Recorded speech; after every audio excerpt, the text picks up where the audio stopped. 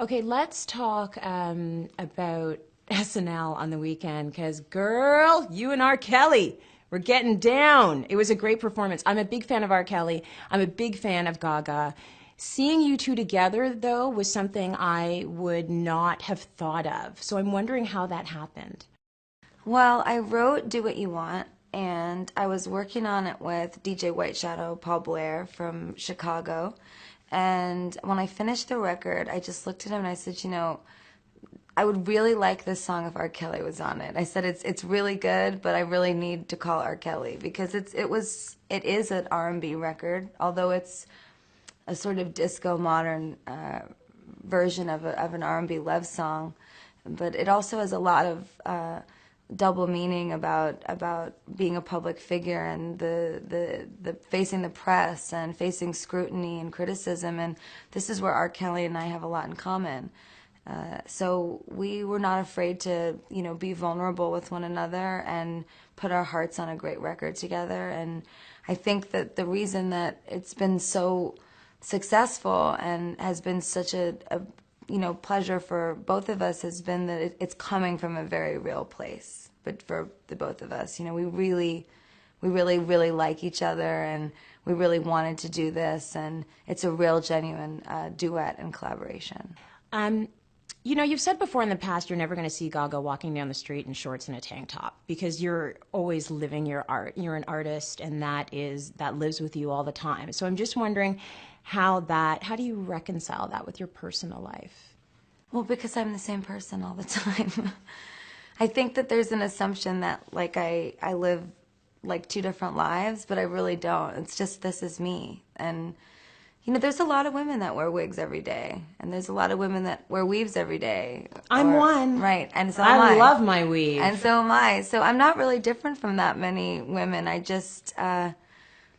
I think it was different at the time when I first came out, and now maybe it's not so different anymore because it's not as weird for like a white girl to wear a wig or to be wearing a weave and talking about it. I mean, it's sort of normal now, and it's just I just love to create things, and I always found a sense of my own confidence and my ability to change the way I look every day. And I know some people might think that that's shallow and fake, but I don't think that at all. I think it's a beautiful way to express your pain, so that you don't feel like you can't dress up or you have to throw a sweatshirt on and be miserable, and maybe when you're with other people, maybe you don't feel so happy and so full of joy. You feel kind of insecure and small, and try something new. Try a different version of you that feels a little bit stronger. You never know what that is. And I don't mean you have to put a lobster on your head. I just mean, some things work for me. Lobsters work for me, and, a new cardigan might work for you. Right.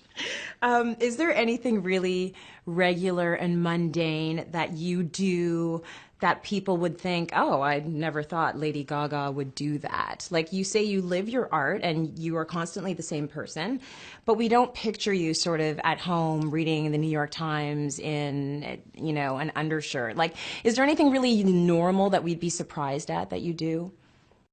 I don't know. I mean, I guess my normal is I guess my normal.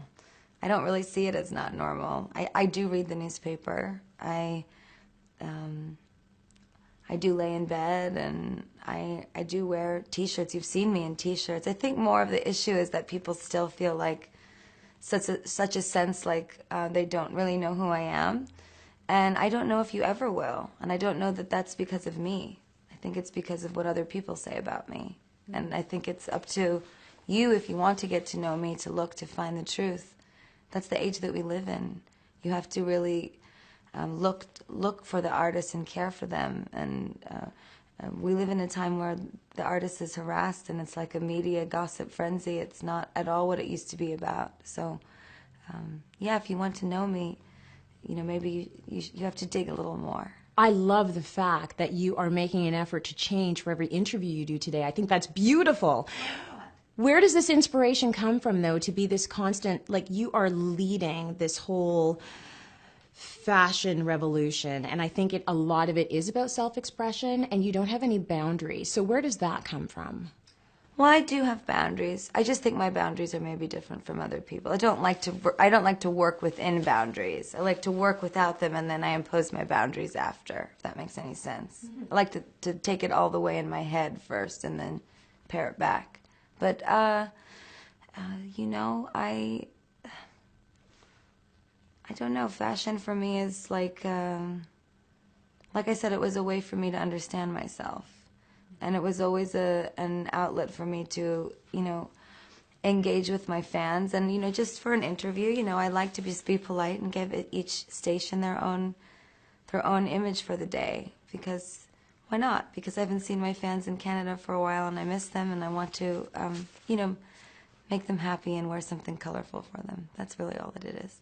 You've made them very happy. Thank you so much. Thank you.